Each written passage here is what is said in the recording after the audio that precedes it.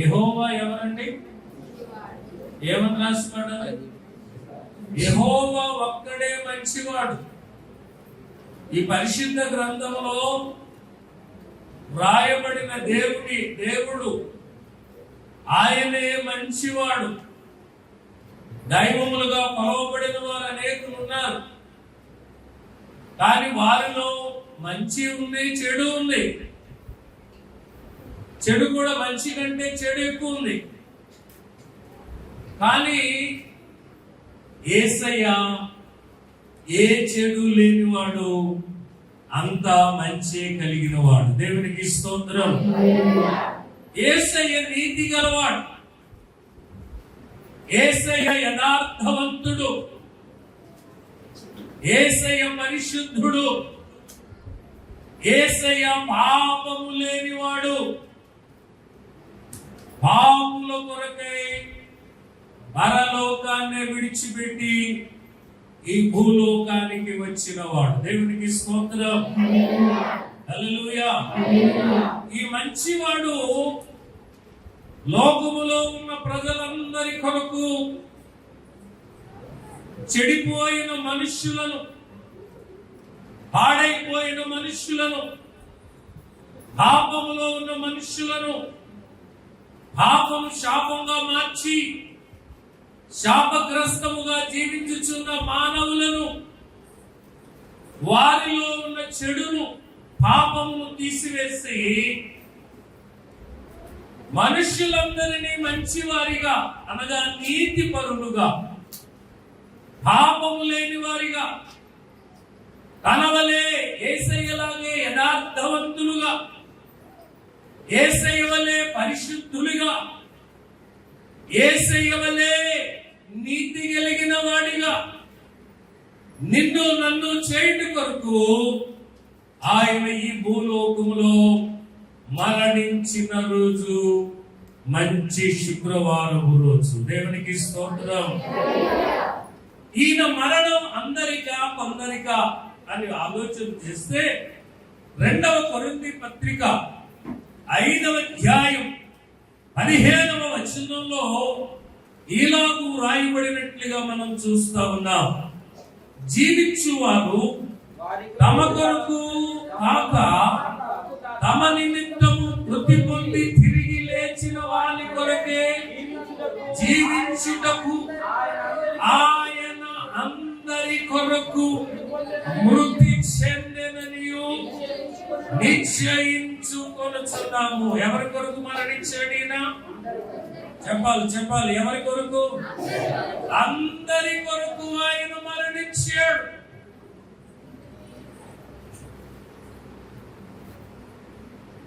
అన్ని మతాల వారి కొరకు మరణించాడు. చాలా మంది ఈ రోజు గుడ్ ఫ్రైడే కదా క్రైస్తవులు, వాడు ర్యాలీ చేస్తారు, లేకపోతే వారు యేసు ప్రభు శిలువ మీద పలికిన మాటలు ధ్యానం చేస్తూ భక్తి శ్రద్ధలతో క్రైస్తవులే చేసుకుంటారు, చేస్తాం. కానీ యేసయ్య మరణం కేవలం క్రైస్తవుల కొరకు మాత్రమే కాదు, ఈ లోకములో ఉన్న మనుష్యులందరి కొరకు ఆయన మరణించాడు. ఆయన మరణం ఒక డివైడర్ లాంటిది. ఏమంటే యేసు ప్రభు శిలువ మరణం ఎలాగ చేశారంటే, ఏమండి, కాలాన్ని వేరు చేసింది మరణం. యేసయ్య మరణించకపోతే కాలము విభజించకపోవు. క్రీస్తుకు పూర్వం క్రీస్తు శకం డివైడ్ చేసింది. దేవునికి స్తోత్రం కలుగునుగాక. హల్లెలూయా. యేసు ప్రభు శిలువ బైబిల్ విభజించింది, డివైడర్. శిలువ గట్టం కొత్త నిబంధన. బైబిల్లో 2 పుస్తకాలు, పెద్ద పుస్తకాలు ఉన్నాయి, అంటే పెద్ద గ్రంథాలు. ఒకటి పాత నిబంధన గ్రంథము, రెండవది క్రొత్త నిబంధన గ్రంథము. యేసు ప్రభు శిలువ ఇద్దరు దొంగలను, తనతో శిలువ వేసిన దొంగలను వేరుపరిచింది. It is a divider. కుడివైపునున్న దొంగ తన పాపాన్ని ఒప్పుకుని పశ్చాత్తాపపడి యేసు ప్రభువే ఆఖరి ఘట్టంలో ఆయనే రక్షకుడని నమ్మి ఆయన రాజు, ఆయనకు రాజ్యం ఉంది, ఆ రాజ్యంలో నేను చేరాలని ఆ దొంగ పశ్చాత్తాపపడి ప్రభువుని ప్రాధేయపడ్డాడు. దేవునికి స్తోత్రం కలుగును గాక. హల్లెలూయా. సిలువ ఇద్దరు శిష్యులను వేరు చేసింది.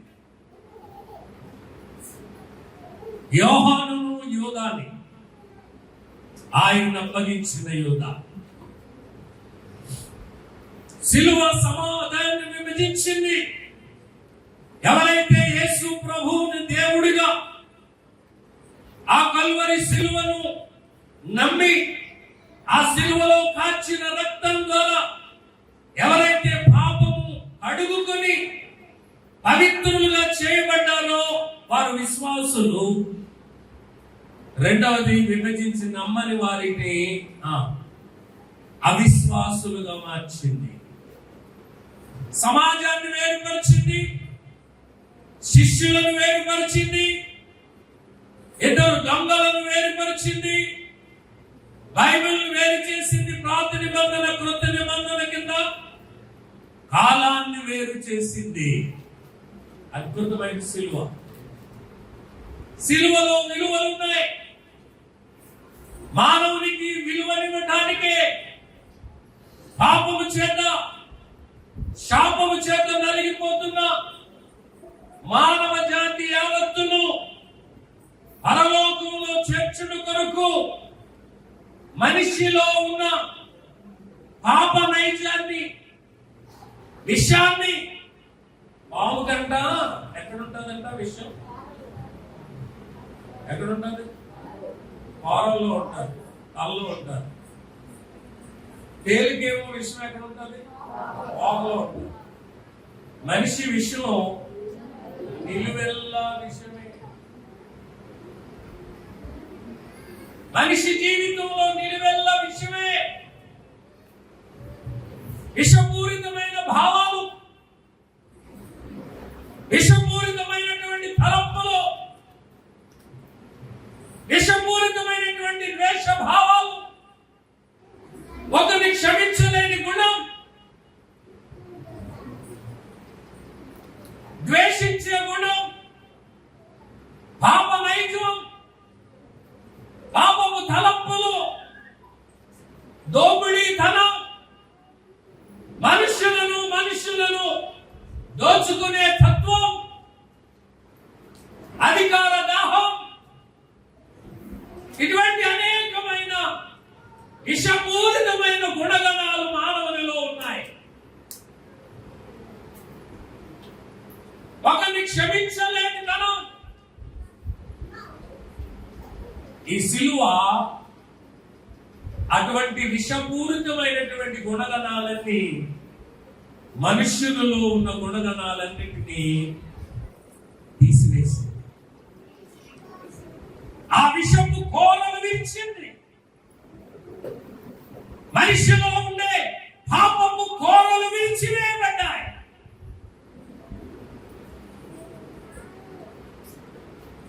పాపముతో నిండి ఉన్న మనుషుల యొక్క ఆ పాపమును బట్టి వచ్చిన ఆ నిత్య మరణమనే ఆ రెండవ రాకడలో వారిని ప్రవేశించకుండా పాపమునకు వచ్చు జీతము మరణం. ఇది శరీరానికి కలిగే మరణం కాదు, ఆత్మకు కలిగే మరణం. ఇది రెండవ మరణం. శరీరానికి కలిగే మరణం అందరి కొరకును, అందరికి మరణము అందరి కొరకు నియమించబడి ఉన్నది. కానీ ఒక మరణం ఉంది, రెండవ మరణం. మనిషికి రెండు మరణాలు. ఒకటి శరీరానికి, ఏమండి? రెండవది ఆత్మకు. మీలో మనిషి జీవితంలో దేవుడు తన ఊపిరిని మనకిచ్చాడు. దేవునికి స్తోత్రం కలుగును గాక. ఏమిచ్చాడమ్మా? కృప. ఏమిచ్చాడు దేవుడు మనకి? ఊపిరిచ్చాడు. దేవునికి స్తోత్రం కలుగును గాక. ఆయన ఊపిరి మనలో ఉంది. ఏమండి? ఏమండి? నీటికి చేపకి బంధం ఉంది, పక్షికి ఆకాశానికి బంధం ఉంది. ఏమండి? మొక్కకి భూమికి బంధం ఉంది. మనిషికి దేవునికి బంధం ఉంది. దేవునికి స్తోత్రం కలుగును గాక. హల్లెలూయా. చేప నీటిలో ఉన్నంతసేపు అది బ్రతుకుతా. నీటి నుండి చేపను వేరు చేస్తే ఏమవుతుంది? నీటి నుండి చేపను బయటికి తీస్తే భూమి మీద వేస్తే ఏమవుతుంది? ఏమవుతుంది? దానికి దేవుడు బంధాన్ని పెట్టాడు. దేనికి? నీటికి, చేపకి, పక్షికి, ఆకాశానికి ఏం పెట్టాడు? దేవుడు బంధాన్ని పెట్టాడు. పక్షి ఎప్పుడు ఆకాశంలో ఎగురుతూనే ఉండదు. అది నేను ఆకాశంలో ఎగరను, అది భూమి మీద వచ్చి అలాగే కదలకుండా ఉంటే ఏ పోయాడో వచ్చి దాన్ని ఏం చేస్తాడు? చంపేస్తాడు. లేకపోతే ఇంకోటి ఏదో జంతువు వచ్చి తినేస్తాడు. మొక్కకి భూమికి బంధం, మొక్కకి భూమికి బంధం. ఈ భూమిలో ఉన్నంతసేపు మొక్క ఎంత ఎత్తైనా ఎదుగుతూనే ఉంటుంది. మొక్కను తీసేసి పడేయండి, భూమి నుంచి ఏడు చేయండి, ఏమవుతుంది? కష్టాలు. ఇప్పుడు మనిషికి దేవునికి ఏముంది? మనిషిలో దేవుని ఊపిరి ఉంది. దేవునికి స్తోత్రం కలుగును గాక. హల్లెలూయా. ఈ ఊపిరి దేవునితో నీ బంధం ఉన్నప్పుడు, ఈ దేవుడి నుంచి నువ్వు దూరం అయిపోయావు అనుకో, ఏమవుతుంది? నువ్వు బ్రతికినా చచ్చినోడుతాడు. ఎంత అద్భుతమైనటువంటి కలయిక దేవుడు మనకి ఇచ్చాడు. దేవునికి స్తోత్రం. మనిషిని తన ఊపిరినిచ్చి బ్రతికించాడు, మానవుని చేసి తన పోలిక చెప్పున నరుని, మన పోలిక చెప్పున నరుని సృజించుదుము. దేవుడు మనందరి కొరకు మరణించాడు. మనందరి కొరకు సిలువ భారమును భరించాడు. యేసు ప్రభువును అరచేతులతో కొట్టాడు. ముఖం మీద ఉమ్ము వేశారు. ముఖం మీద ఉమ్ము వేశారు. ఈ పాల బుగ్గల వంటి యేసయ్య ఈ యొక్క శరీరం మీద కొట్టారు. పిడుగుద్దులు గుద్దారు.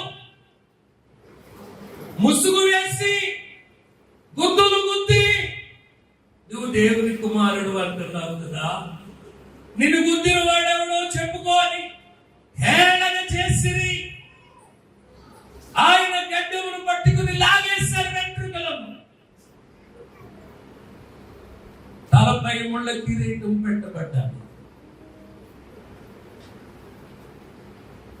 39 కొరడా దెబ్బల చేత ఆయన శరీరం చీల్చబడ్డాడు. భారభరితమైనటువంటి సిలువ కొయ్యను భుజాన వేశారు. యెరూషలేము వీధుల గుండా, ఈరోజు మనం టెక్కలి వీధుల గుండా ఆ సిలువను మనం చేసి వచ్చాం. మీరేమి చేశారో నాకు తెలియదు కానీ అలనాడు యేసయ్య వెళ్ళినటువంటి ఆ పాదాలు, మోపిన పాదాలన్నీ ప్రజలందరి రక్షణ కొరకు చేయబడ్డాయి కదా. ఆ పట్టణాలు వర్ధిల్లాయి. ఇగో మనం వెళుతున్నటువంటి పరిశుద్ధుల పాదాలు, మనం వేషాన్ని వేసుకుని వెళ్ళాం. కానీ నేను వెళుతున్నప్పుడు నేను అనుకున్న మాట ఏంటో తెలుసా? మేము అడుగు పెడుతున్న ఈ వీధులన్నీ పరిశుద్ధపరచు. ప్రభువుని అంగీకరించాలని. మనం ఎప్పుడు అలా ప్రయాణం చేసిన, దేవుని నమ్మిన మనం ఎప్పుడు కూడా వెళ్ళినప్పుడు, వీధులు గుండా మనం వెళుతున్నప్పుడు మన మనసులో మనం చేయవలసిన ప్రార్థన ఏంటో తెలుసా? నాకు ఇచ్చిన రక్షణ ఈ వీధుల్లో ఉన్న ప్రజలకి ఇవ్వండి ప్రభు అని చెప్పాలి. దేవునికి స్తోత్రం. హల్లెలూయా. భారభరితమైనటువంటి సిలువను భుజాన వేశారు. భుజాన వేసి ఆయనను కొట్టుచు హింసిస్తూ మరి ఆయనను గొల్గోతా కొండ వరకు తీసుకుని వెళ్ళారు. తీసుకుని వెళ్ళినటువంటి ఆ గొల్గోతా కొండ మీద ఆ సిలువ కొయ్యకు, మోసుకుని వెళ్ళిన సిలువ కొయ్యకు చేతుల్లో కాళ్ళల్లో మేకులు కొట్టారు. ప్రక్కలో కళ్ళకు పోటు పొడవబడ్డాది. ఇదంతా ఎవరి కొరకు? దేవుని కుమారుడైయుండి, దేవుడైయుండి, రక్షకుడైయుండి, ఆయనే రారాజు అయ్యుండి, ఆయనే దేవుడైయుండి ఈ బాధనంతా ఎవరి కొరకు భరించాడు? ఈ వేదనంతా ఎవరి కొరకు అనుభవించాడు? ఈ దోషం ఎవరి కొరకు అనుభవించాడు అంటే, ఈ లోకములో నరులుగా ఉన్న నీ కొరకు, నా కొరకు, మనందరి కొరకు ఆయన బాధను భరించాడు. దేవునికి స్తోత్రం కలుగును. హల్లెలూయా, హల్లెలూయా.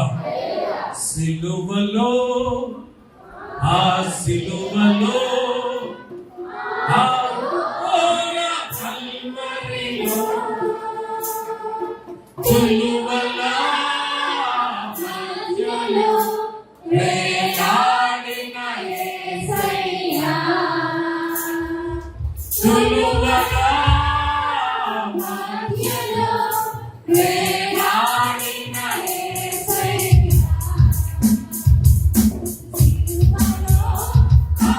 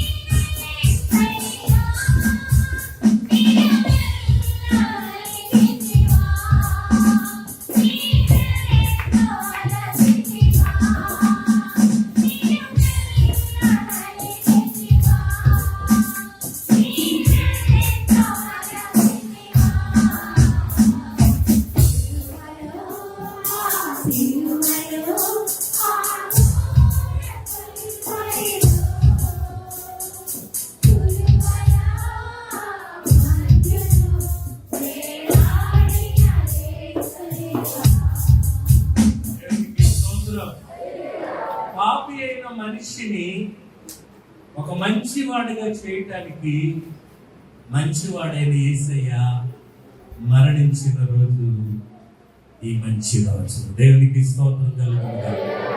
హల్లెలూయా.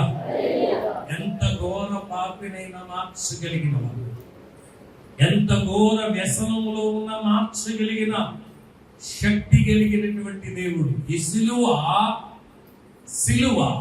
సిలువలో ఉన్న శక్తి, సిలువలో మరణించిన యేసయ్యలో ఉండే శక్తి పాపిని పరిశుద్ధునిగా చేయగలిగే శక్తి. దేవునికి స్తోత్రం. హల్లెలూయా.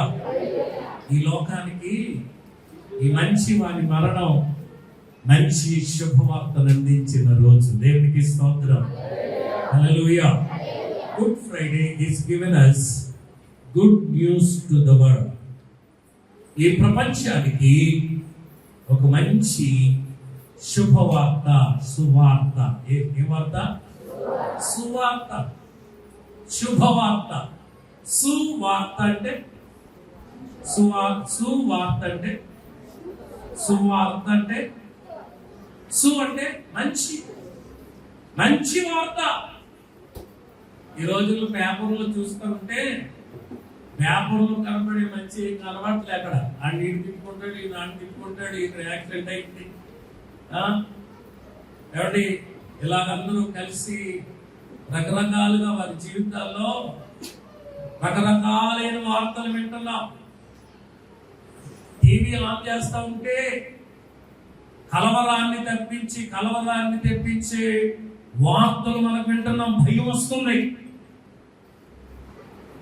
నిర్భయంగా మనిషిని జీవించగలిగే వార్త ఒకటి ఉంది. ఏమిటో తెలుసా? యేసుక్రీస్తు శిలువ వార్త. దేవునికి స్తోత్రం కలుగును గాక. 1 కొరింథీ పత్రిక 15:1-3 అంటాడు, లేఖనముల ప్రకారము ఆయన మన కొరకు మృతి చెందాడు, సమాధి చేయబడ్డాడు, తిరిగి 3వ దినమున లేఖనముల ప్రకారము ఆయన లేపబడ్డాడు. ఇదే శుభవార్త, ప్రపంచానికి ఇవ్వబడిన వార్త. ఈ గుడ్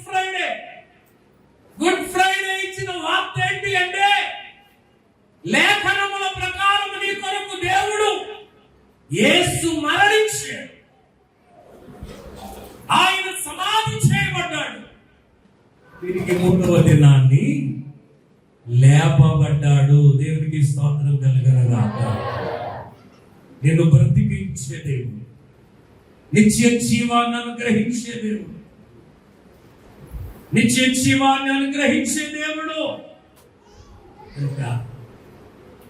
ఈ సువార్తను నమ్మి ఆయన అన్నాడు, ఆయన తిరిగి లేచిన తర్వాత భూమి మీద 40 దినాలు ఈ భూమి మీద ఉండి ఆయన ఆరోహణమైపు వెళ్ళు అన్నాడు, మీరు సర్వలోకములకు వెళ్ళి సర్వ సృష్టికి సువార్తను ప్రకటించారు.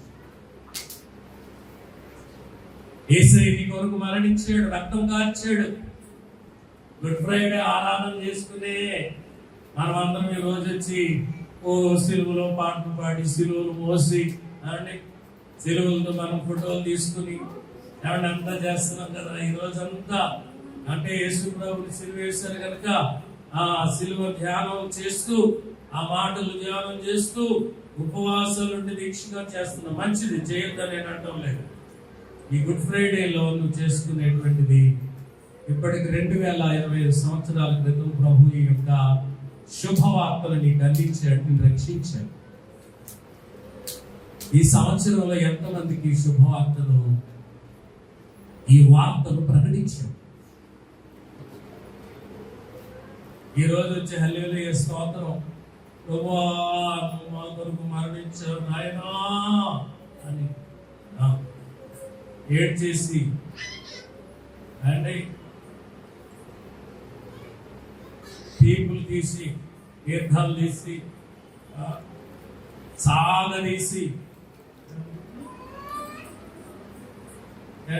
ఇప్పుడే సీల్ వేసినట్టుగానే మనం చేస్తా ఉంటాం కదా. ఈరోజు మనం చేయవలసింది ఏంటో తెలుసా? గుడ్ ఫ్రైడే ఈ శుభవార్త యేసు ప్రభు లేఖనముల ప్రకారం మనుషులందరి కొరకు మృతి చెందాడు. ఆయన సమాధి చేయబడ్డాడు, చనిపోయి సమాధి చేయబడ్డాడు. తిరిగి మృత్యుంజయుడై తిరిగి సమాధిని గెలిచాడు. దేవునికి స్తోత్రం. హల్లెలూయా, హల్లెలూయా, హల్లెలూయా. సిలువలో పాపికి విడుదల కలిగెను, విడుదల కలిగెను.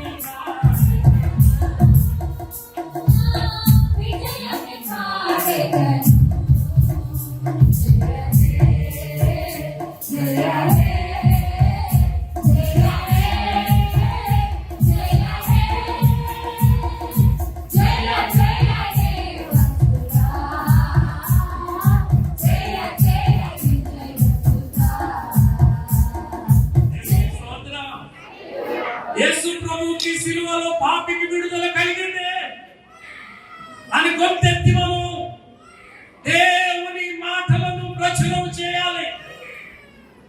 ఈ లోకానికి ఆ వార్తను అందించాలి.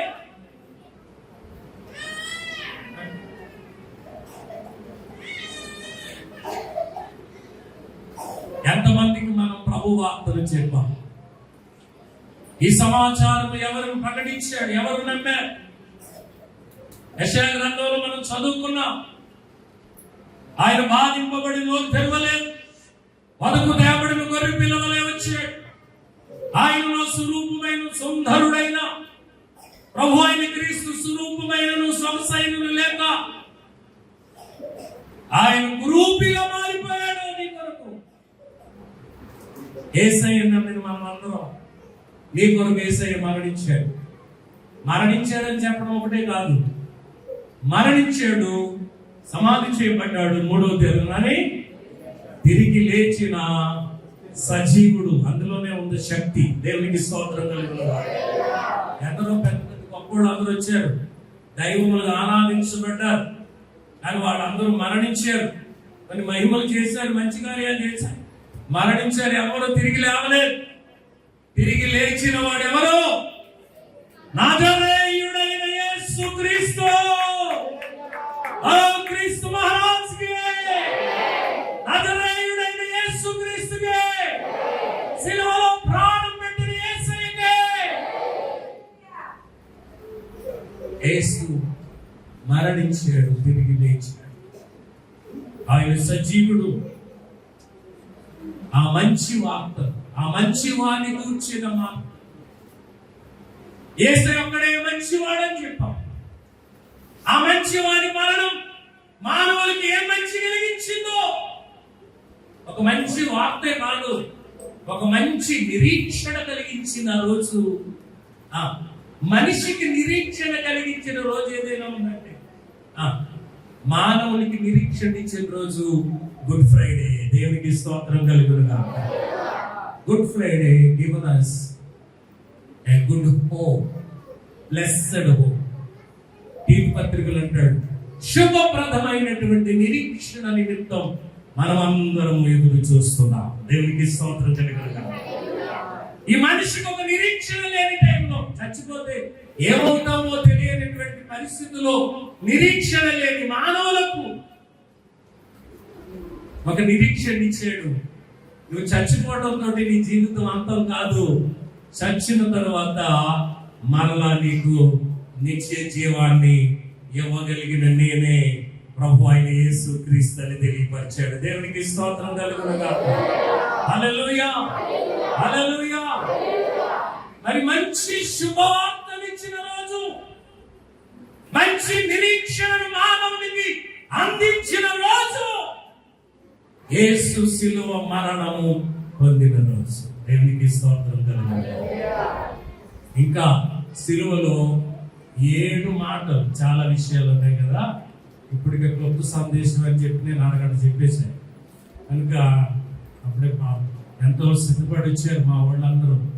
ప్రసంగికులు ఇవ్వాల ఎంత అద్భుతమో. దేవునికి స్తోత్రం కలుగును. హల్లెలూయా. సంఘంలో అద్భుతమైన ప్రసంగికులు లేవనెత్తుతున్నాడు దేవుడు. దేవునికి స్తోత్రం. ఏమండి 40 రోజులు యవనస్తులకి అంశాలు ఇస్తే ఒకరికి మించిన వాళ్ళు ఒకళ్ళు అన్నట్టుగా అద్భుతంగా మరి వర్తమానాలు అందించారు. దేవునికి స్తోత్రం కలుగును. నాకు చాలా సంతోషంగా ఉంది.